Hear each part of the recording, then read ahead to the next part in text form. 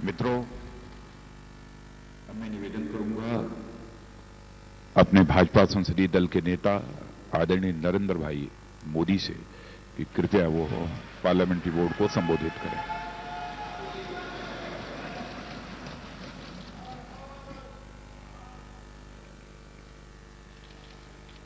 श्रद्धेय आडवाणी जी, हमारे पार्टी के राष्ट्रीय अध्यक्ष श्रीमान राजनाथ सिंह जी, भारतीय जनता पार्टी के सभी आदरणीय मुख्यमंत्री, पार्टी के सभी वरिष्ठ पदाधिकारी और नवनिर्वाचित सभी सांसद भाइयों और बहनों,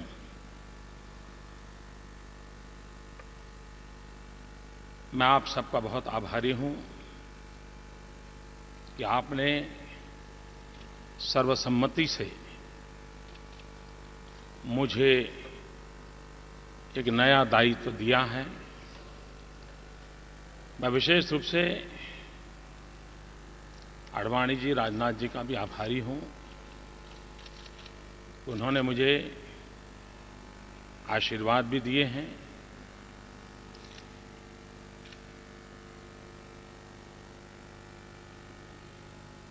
मैं सोच रहा था कि अटल जी का स्वास्थ्य अच्छा होता और आज वो यहां होते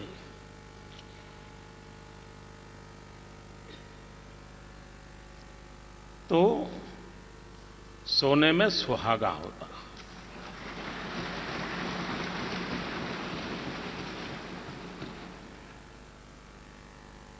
उनके आशीर्वाद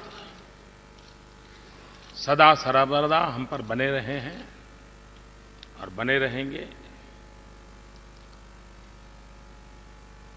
भाइयों बहनों, ये लोकतंत्र का मंदिर है और हम सब लोकतंत्र के इस मंदिर में बैठ करके पूरी पवित्रता के साथ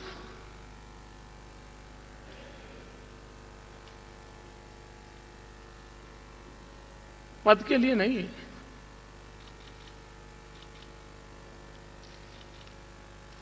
सवा करोड़ देशवासियों की आशा आकांक्षाओं को हम समेट करके बैठे हैं। और इसलिए पदभार जीवन में बहुत बड़ी बात होती है, ऐसा मैंने कभी माना नहीं। लेकिन कार्यभार, जिम्मेवारी,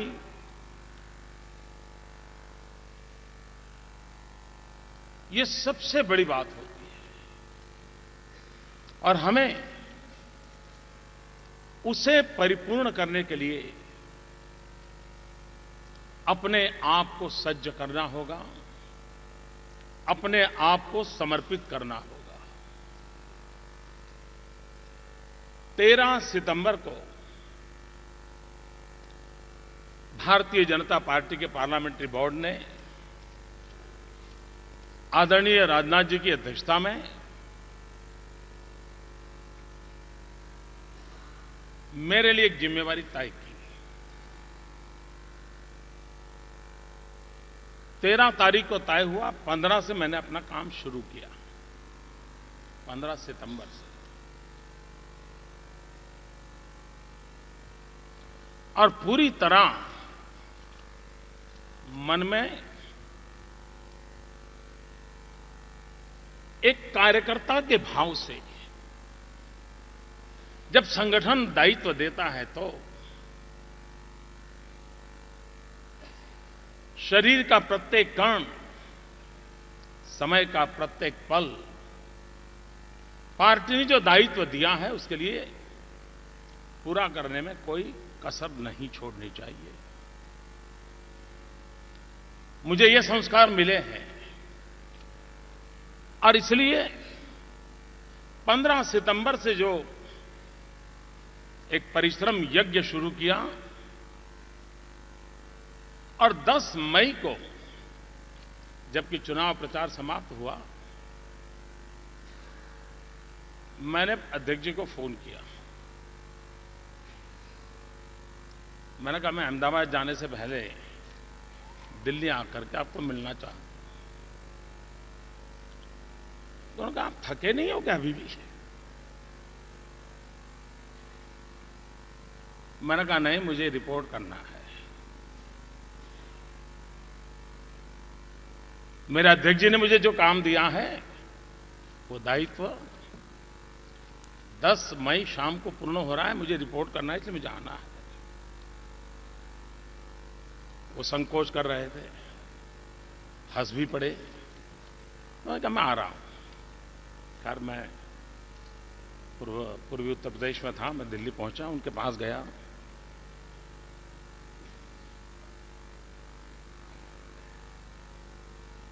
और एक डिसिप्लिन सोल्जर की तरह मेरे अध्यक्ष को मैंने रिपोर्ट किया कि 13 सितंबर से जो दायित्व आपने दिया है 10 मई तक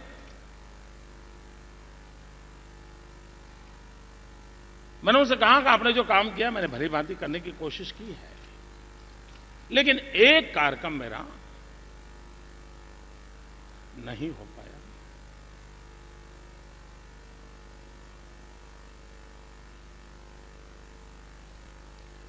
वो मेरे तरफ देखते रहे।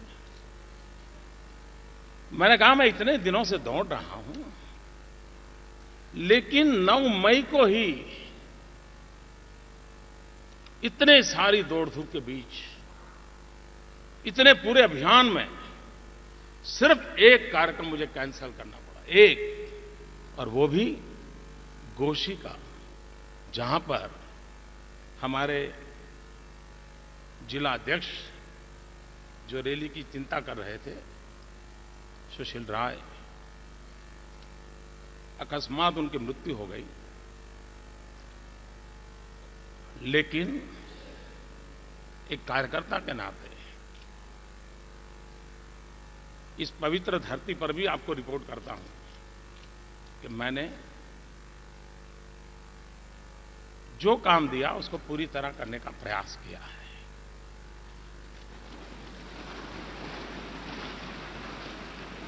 फिर भी कुछ कमी रही हो,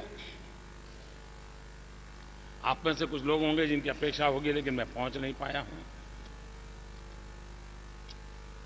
लेकिन लगता है कि मेरा न पहुंचने का निर्णय सही था, ताकि आप यहां पहुंच गए। मुझे भरोसा था कि आप आएंगे। एक कार्यकर्ता की भूमिका, उसे ही मैंने जीने का प्रयास किया।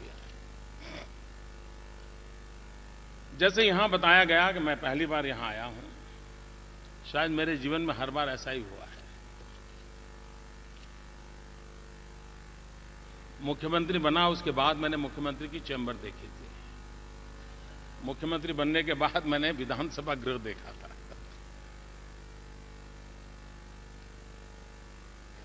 आज भी ऐसा ही एक अवसर आया है। लेकिन हम इस ऐतिहासिक स्थान पर बैठे हैं, तब मैंने प्रारंभ में कहा यह लोकतंत्र का मंदिर है। 125 करोड़ देशवासियों की आशा आकांक्षाओं इस पवित्र मंदिर पर टिकी हुई है। और मैं आज देश को आजादी दिलाने वाले, आजादी के लिए मर मिटने वाले, आजादी के लिए जीने वाले, आजादी के लिए खपे हुए उन सभी महापुरुषों को प्रणाम करता हूं, ताकि उनकी बदौलत आज देश स्वतंत्रता की अपनी यात्रा को आगे बढ़ा रहा है। मैं भारत के संविधान निर्माताओं को भी प्रणाम करता हूं कि उन्हीं की बदौलत आज इस पवित्र संविधान के कारण ही लोकतंत्र की ताकत का परिचय दुनिया को हो रहा है। दुनिया की सबसे बड़ी डेमोक्रेसी, मुझे इन दिनों विदेश के महानुभावों से जब बात होती है, और जब मैं उनको कहता हूं कि 550 मिलियन वोटर, तो उनको पहले तो आश्चर्य होता है, इतना बड़ा इसका स्केल है।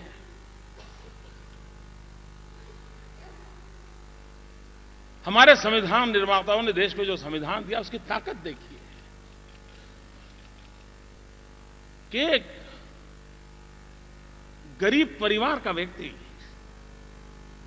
आज यहां खड़ा हो पाता है।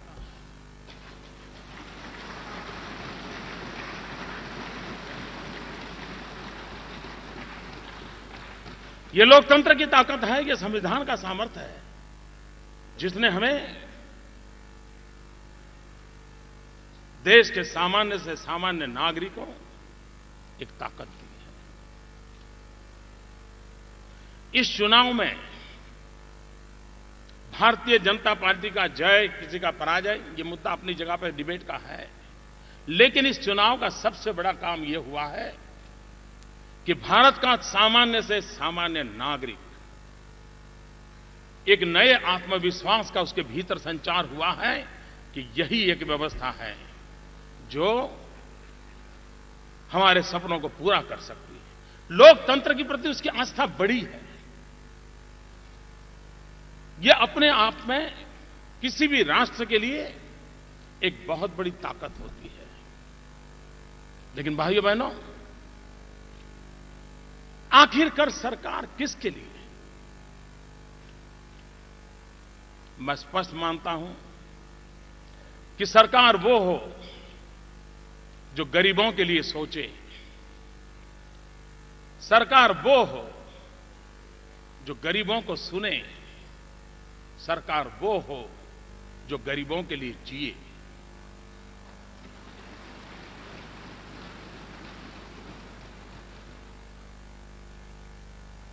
और इसलिए नई सरकार देश के गरीबों को समर्पित है,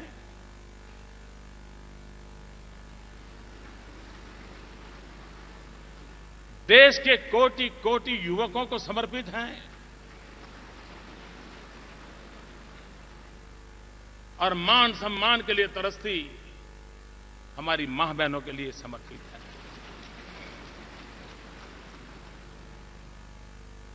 गांव हो, गरीब हो, किसान हो, दलित हो, पीड़ित हो, शोषित हो, वंचित हो, ये सरकार उनके लिए है। और इसलिए हम सबकी प्राथमिकता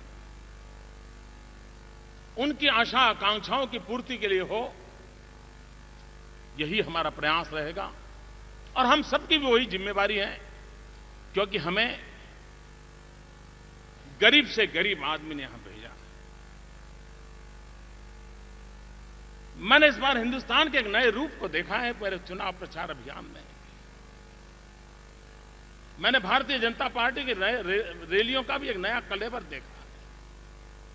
मैंने ऐसे लोग देखे जिनके शरीर पर एक ही वस्त्र था, फिर भी कंधे पर भाजपा का झंडा था। ये तबका कितनी आशा और अपेक्षाओं के साथ हमारे पास आया है, और इसलिए हमारे सपने हैं उनके सपनों को सच करने के लिए। भाइयों बहनों,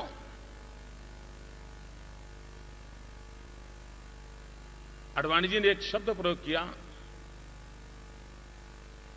मैं आडवाणी जी से प्रार्थना करता हूं वो शब्द उपयोग न करें। उन्होंने कहा नरेंद्र भाई ने कृपा की।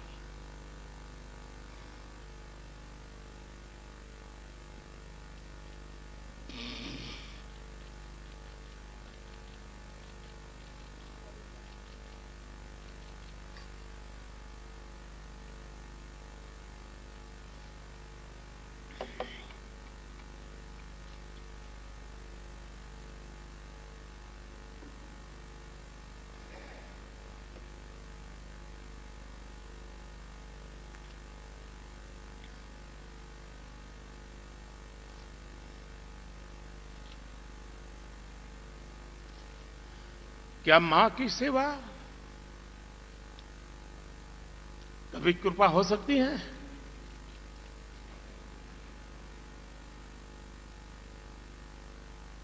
कतई नहीं हो सकती।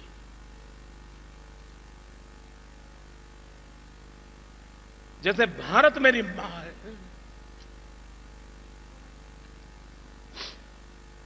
वैसे ही भाजपा भी मेरी मां है।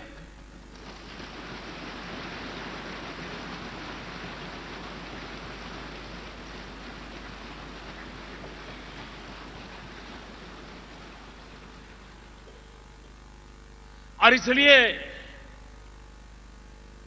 बेटा कभी मां पे कृपा नहीं कर सकता।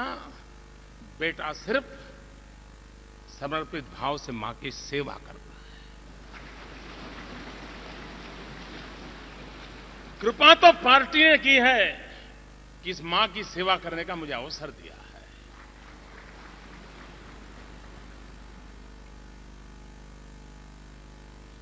भाइयों बहनों,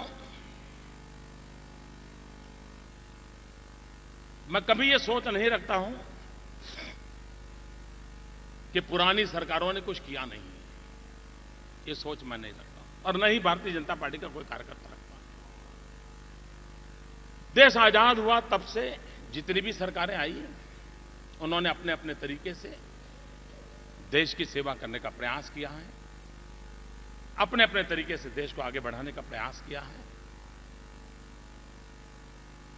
जो जो अच्छा हुआ है उसके लिए वे सभी सरकारें बधाई के पात्र हैं। उन सरकारों का नेतृत्व करने वाले सभी बधाई के पात्र हैं और हम सबका दायित्व बनता है जो अच्छाइयां हैं उसको लेकर के आगे चलें और अधिक अच्छा करने का हम प्रयास करें। हम भी देश को कुछ देकर के जाएं,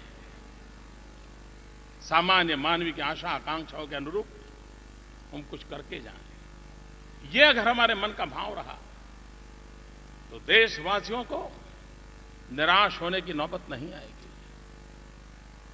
मैं ज्यादा इन दिनों टीवी वगैरह तो नहीं देख पाता हूं, न अखबार पूरा पढ़ पाता हूं, लेकिन जो कुछ छोटा मोटा आता है, इस चुनाव नतीजों को अलग अलग तरीके से लोग मूल्यांकन कर रहे हैं। अगर देश की जनता ने हंग पार्लियामेंट बनाई होती, फ्रैक्चर्ड मैंडेट दिया होता, तो ये कह सकते थे कि सरकार के प्रति सिर्फ गुस्से का कारण था या एंटी एस्टैब्लिशमेंट था। वो तब होता कि सिर्फ फ्रैक्चर्ड मैंडेट होता, लेकिन पूरी प्रक्रिया में इनका छोटा मोटा एलिमेंट रहता है, उसका कोई इनकार नहीं करता है। लेकिन भारतीय जनता पार्टी को संपूर्ण बहुमत देने का मतलब होता है लोगों ने आशा और विश्वास के लिए मतदान किया है। ये पूरा वर्डिक्ट होप से है। और आपको स्मरण होगा जब अपनी राष्ट्रीय परिषद मिली थी, उस दिन मैंने कहा था कि चुनाव आशा का चुनाव है, होप का चुनाव है, और जनता ने उसी प्रकार से चले। 2013 में हमारी राष्ट्रीय परिषद मिली थी तालकटोरा में, और गुजरात में फिर एक बार हम सरकार बना करके आए थे और पार्टी ने हम लोगों का बड़ा सम्मान किया था। उस दिन एक बात मेरे मुंह से निकली थी, और मैं ये 2013 के जनवरी फरवरी की बात करता हूं, और मेरे से मुंह से एक बात निकली थी। पार्टी के सभी साथियों को मैं उसका स्मरण दिलाना चाहता हूं। उस दिन मैंने कहा था, हम चले या न चले देश चल पड़ा है। यह आवाज मेरे मुंह से निकली थी। और आज जब हम इतनी बड़ी संख्या में पूरा सेंट्रल हॉल लबालब भारतीय जनता पार्टी के समर्पित सेनानियों से भरा पड़ा है, उसका कारण देश चल पड़ा है। हम चले या न चले, उसी का ही नतीजा है। भाइयों बहनों,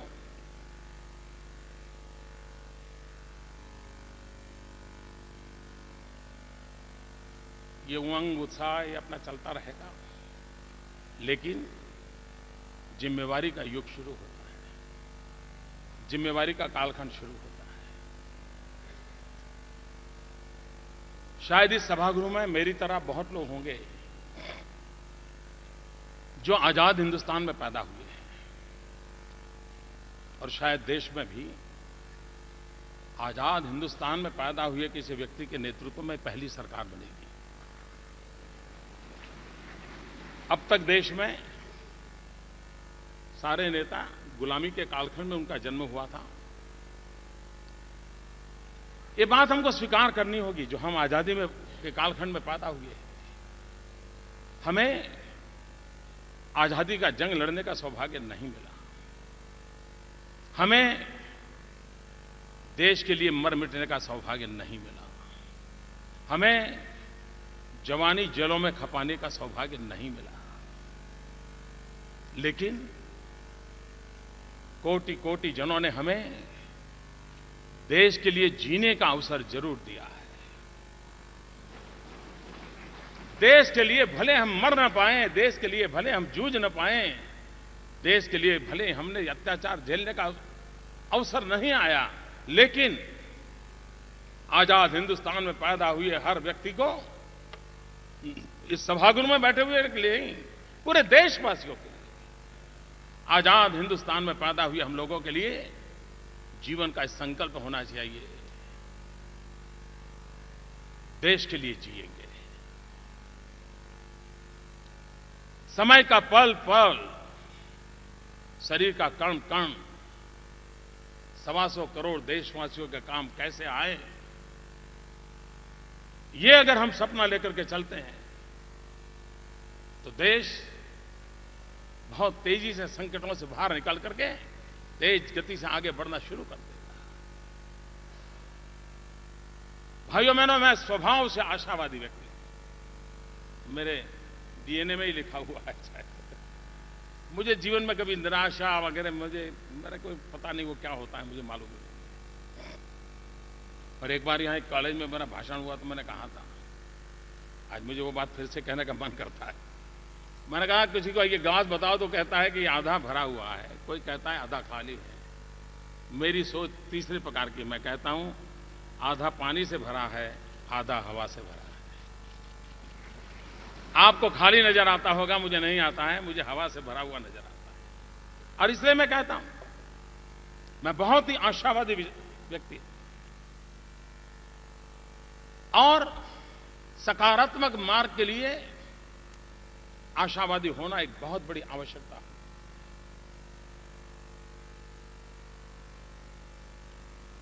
और आशावादी व्यक्ति ही देश में आशा का संचार कर सकते हैं। निराशावादी व्यक्ति कभी देश में आशा का संचार नहीं कर सकता। संकट आते हैं, किसको नहीं आए जब आज जीवन में। मुझे याद है 2001 में गुजरात में जब भयंकर भूकंप आया, हम मौत की चादर ओढ़ करके सोए थे और पूरा विश्व मानता था अब गुजरात खत्म। देखते ही देखते वो खड़ा हो गया, दौड़ पड़ा। भाइयों बहनों, मैं देशवासियों को विश्वास दिलाना चाहता हूं, निराशा छोड़नी होगी हमें। पुराने कितने ही बुरे अनुभव क्यों न हो, उसके आधार पर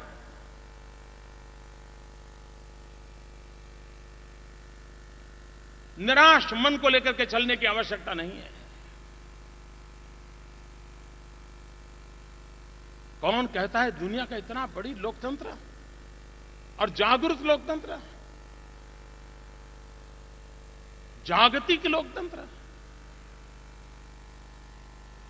ये अगर फैसला करें 125 करोड़ देशवासी, देश कहां से कहां पहुंच सकता है। 125 करोड़ देशवासी एक कदम चले, देश 125 करोड़ कदम आगे बढ़ जाएगा।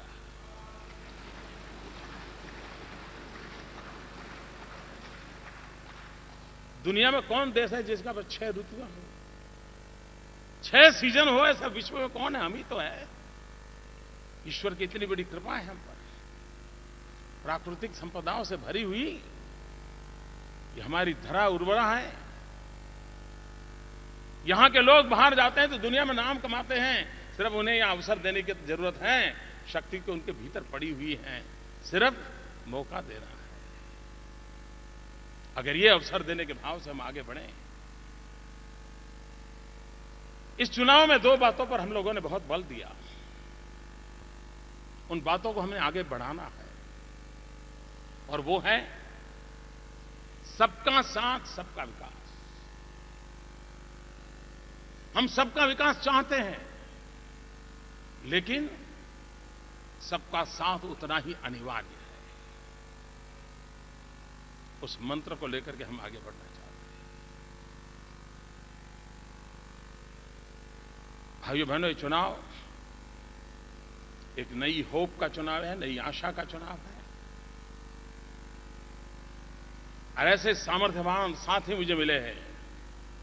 इन सामर्थ्यवान साथियों से और अपने वरिष्ठ नेताओं के मार्गदर्शन से मुझे पूरा विश्वास है भाइयों, 13 सितंबर को जो दायित्व मिला था, जिसको 16 मई को पूर्ण किया, आज जो दायित्व मिला है, मैं आपको विश्वास दिलाता हूं कि जब 2019 में हम मिलेंगे, मैं आपको, देशवासियों को फिर एक बार मेरा रिपोर्ट कार्ड दूंगा। परिश्रम की पराकाष्ठा करूंगा, अपने लिए नहीं,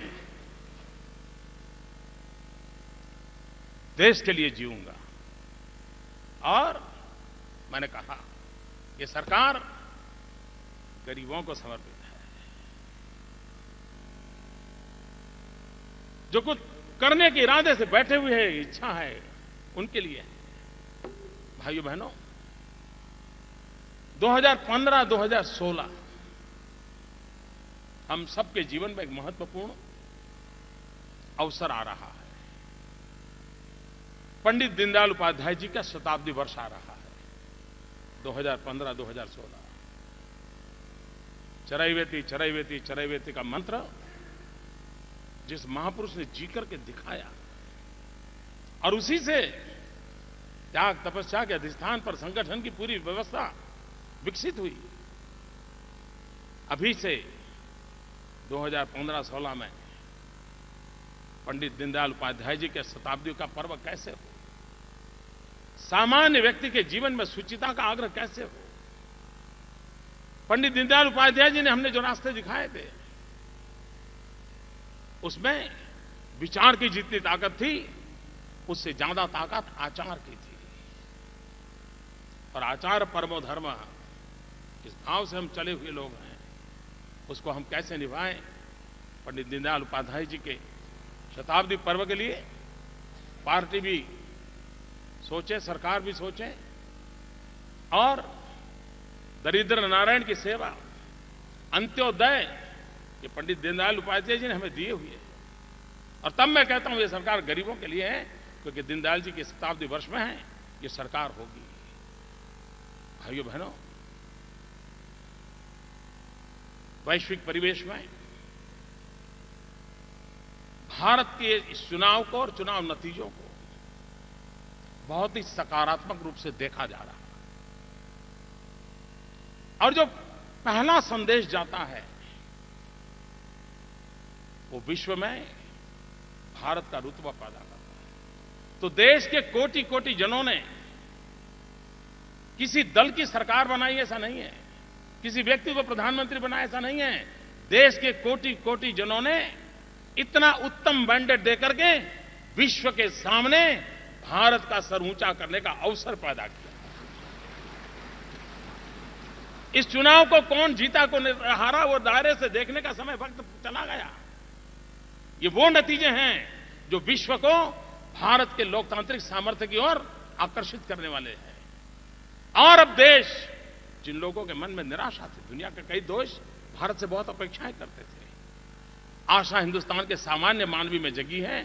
वैसी आशा विश्व के मानवतावादी ताकतों में भी बढ़ी है। ये अपने आप में वैश्विक परिवेश में मैं इसको शुभ संकेत मानता हूं। भाइयों बहनों, मैं फिर एक बार पूरे अभियान में लाखों कार्यकर्ताओं ने जो परिश्रम किया है, और एक बात समझिए भाइयों,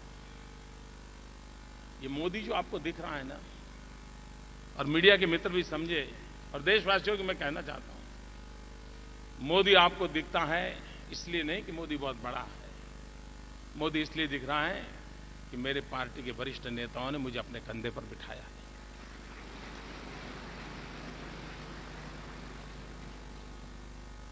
और ये विजय, कभी हम ये गलती न करें। देखिए, मुझे टिकट दिया तो कैसा जीत गया, अब तक उसको मिलता था नहीं जीतता था, ऐसे भ्रम में हम न रहें। आज हमने जो कुछ भी पाया है वो 5-5 पीढ़ी खप गई है तब आया है। जब जनसंघ शब्द सुनकर के लोगों को समझ नहीं आता ये लोग कौन है, कोई धार्मिक संगठन है कि राजनीतिक संगठन, ये भी पता नहीं था। उस जमाने से दीवारों पर दिया जलाते जलाते खपे हुए अनेक परिवार हैं। मैं आज उन सभी पीढ़ियों को, जिन्होंने राष्ट्रवादी विचार को लेकर के अपने अपने तरीके से तपस्या की है, जीवन खपाए हैं, उन सबको नतमस्तक होकर के नमन करता हूं। और हम भी न भूलें, हम आज अपने कारण यहां नहीं हैं, हम आज उन तपस्या के कारण यहां। अगर इतना सा मन में हमेशा बना रहा, मैं नहीं मानता हूं कि हमें कभी भी समाज के लिए, दल के लिए, साथियों के लिए शिकायत का अवसर आएगा, कभी नहीं आएगा। और इसलिए भाइयों बहनों, ये विजय भी हमारा नहीं है, उन 5 पीढ़ियों की तपस्या का है। ये विजय वर्तमान के उन लाखों कार्यकर्ताओं के पुरुषार्थ का है। और ये भारतीय जनता पार्टी संगठन के अधिष्ठान पर चलने वाली पार्टी है। हमारी ताकत संगठन है। हम में से कोई न संगठन से ऊपर हैं, न संगठन से परे हैं। वही हमारे लिए सर्वोपरि हैं। उस भाव को लेकर के हम आगे की जिम्मेवारियों को निभाएंगे। फिर एक बार आडवाणी जी ने आशीर्वाद दिए, आप सबने मुझे एक नई जिम्मेवारी दी है। मैं भली भांति पूरी कोशिश करूंगा कि आपने मुझसे जो अपेक्षाएं की हैं, उन अपेक्षाओं में कभी भी आपको नीचा देखने का अवसर नहीं आएगा, ये विश्वास दिलाता हूं। फिर एक बार आप सबका बहुत बहुत धन्यवाद।